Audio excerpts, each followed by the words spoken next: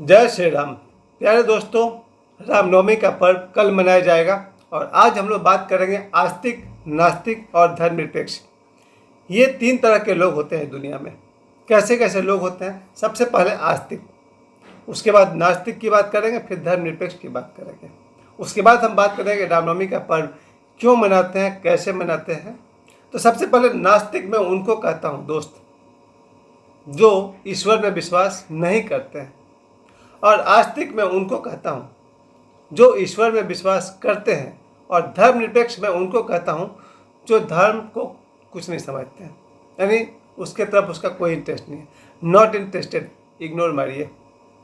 फिर से समझिए, आस्तिक जो ईश्वर में विश्वास करते हैं, नास्तिक जो ईश्वर में विश्वास नहीं करते हैं, और धर्मनिरपेक्ष जिनको धर्म से कोई मतलब नहीं है, ईश्वर से कोई मतलब नहीं है, इग्नोर मारिए। आपने देखा होगा अक्सर हम लोग लड़के लड़कों की दुनिया में एक भाषा चलता है, इग्नोर करना।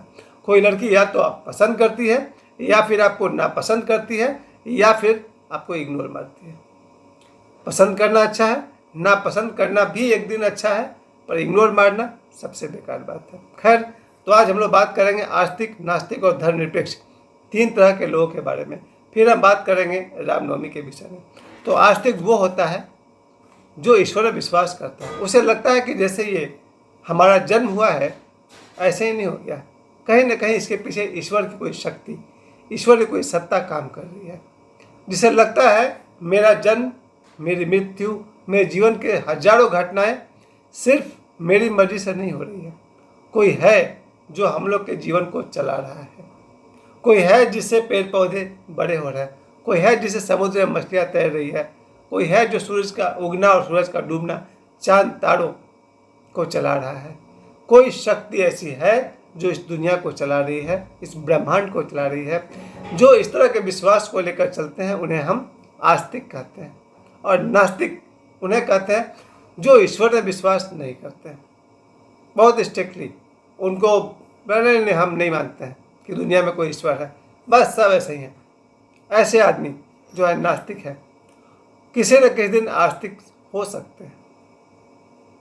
लेकिन जो धर्मनिरपेक्ष है वो कभी आस्तिक नहीं हो पाएगा, क्योंकि धर्मनिरपेक्ष का मतलब हुआ आई एम नॉट इंटरेस्टेड। जिसको धर्म में कोई रुचि नहीं है, जिसको धर्म में कोई भी अपेक्षा नहीं है, वैसा व्यक्ति धर्मनिरपेक्ष है। मेरी दृष्टि में मेरे जो तीन तरह के लोग हैं, आस्तिक वो लोग होते हैं जो जनरली वो पूजा पाठ भी करते हैं, फोटो, कैलेंडर, मूर्ति, और इतना ही नहीं, यहाँ तक कि वो दूसरे धर्मों का भी आदर करते हैं, क्योंकि वो जानते हैं ईश्वर है। और जिसे ये पता है कि ईश्वर है, वो हिंदू धर्म हो या फिर मुस्लिम धर्म हो या फिर सिख हो या पारसी हो, किसी भी जैन हो, बौद्ध हो, वो व्यक्ति सभी धर्मों का सम्मान करता है, क्योंकि सभी धर्म कहीं न कहीं ईश्वर को पाने का साधन है। तो आस्तिक व्यक्ति अपने धर्म का तो सम्मान करता ही है, सभी धर्मों का सम्मान करता है। नास्तिक व्यक्ति जिस धर्म में उसने जन्म लिया उसका भी सम्मान नहीं करता है, चलिए उसकी मर्जी। अगर वो हिंदू परिवार में पैदा हो गया तो, सनातनी परिवार में पैदा हो गया तो, अगर वो नास्तिक विचार का हुआ तो न तो वो किसी कैलेंडर फोटो को मानता है, न वो किसी मूर्ति को मानता है, न वो किसी पर्व त्यौहार को मानता है, न किसी तीर्थ को मानता है, न किसी महाकुंभ को मानता है। उल्टा इनका वो विरोध करते रहता है।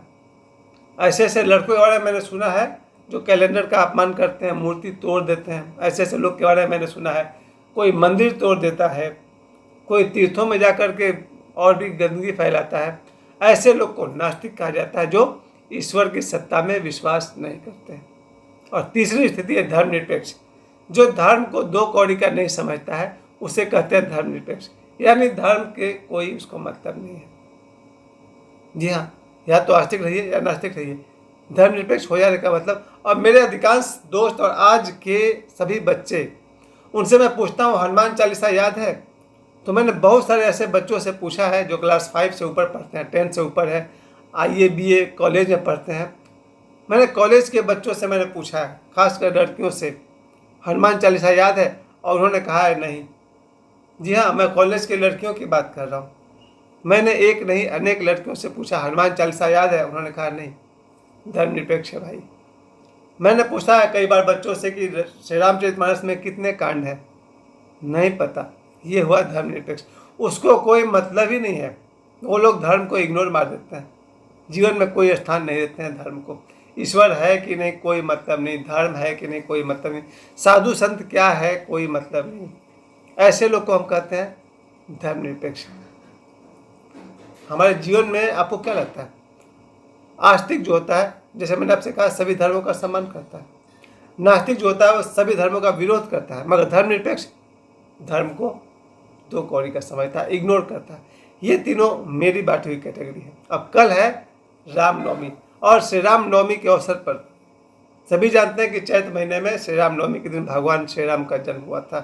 तो अभी मैं जा कर के हनुमान जी का झंडा लाया, बड़ा सा, very big, I think 2.5-3 feet का तो होना ही चाहिए।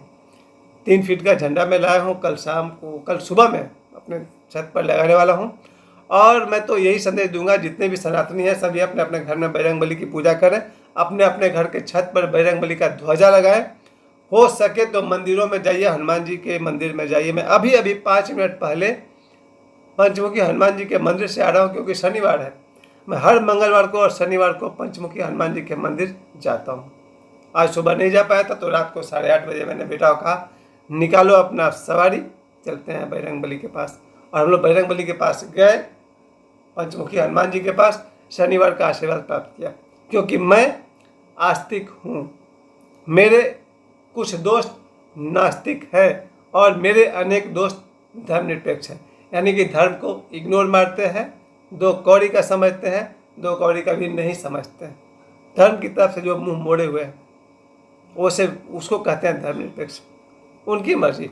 अगर हम लोग भगवान राम की पूजा करते हैं तो इसलिए क्योंकि वो धर्म से संपन्न थे। अगर हम लोग रावण की निंदा करते हैं तो इसलिए क्योंकि वो धर्म के विरोध में कई जगह खड़े थे। जैसे जहाँ पर उन्होंने अपनी बहन का बदला लेने के लिए सीता माता का हरण किया, वहाँ बेहतर होता कि वो face to face Shri Ram और लक्ष्मण से युद्ध कर लिए होते। वो ज़्यादा धार्मिक होता कि आपने मेरी बहन की नाक क्यों काटी, ऐसा बोल करके वो भगवान राम और लक्ष्मण का सामना ही कर लेते।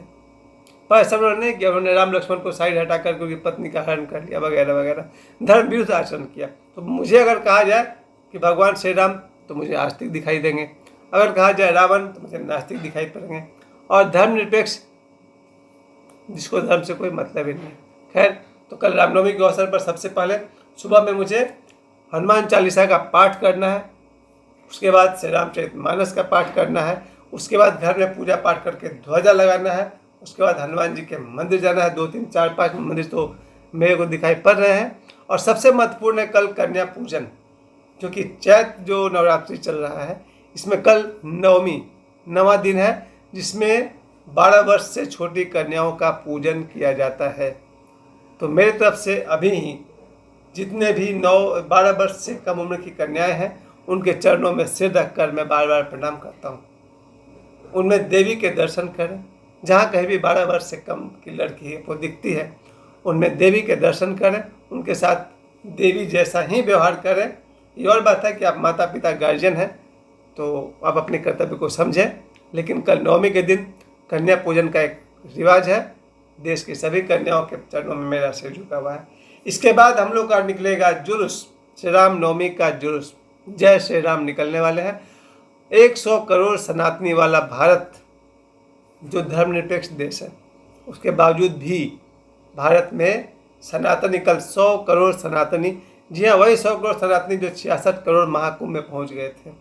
इन 100 करोड़ सनातनियों का कल श्री राम जी का जुलूस निकलने वाला है। और इसमें बहुत सारे विश्व हिंदू परिषद होंगे, बजरंग दल वाले होंगे, बाबा बागेश्वर वाले होंगे, और इस तरह से घर घर से सनातनी निकलेंगे और पूरे विश्व में सनातन धर्म का कल प्रचार किया जाएगा। तो इस शुभ अवसर पर, श्री राम नवमी के अवसर पर, मैं अपने तरफ से मेरे सभी दर्शकों को श्री राम नवमी पर्व की हार्दिक बधाई देता हूं और ये संदेश देता हूं, भगवान श्री राम सबके हृदय में वास करें, ये मेरी शुभकामना है।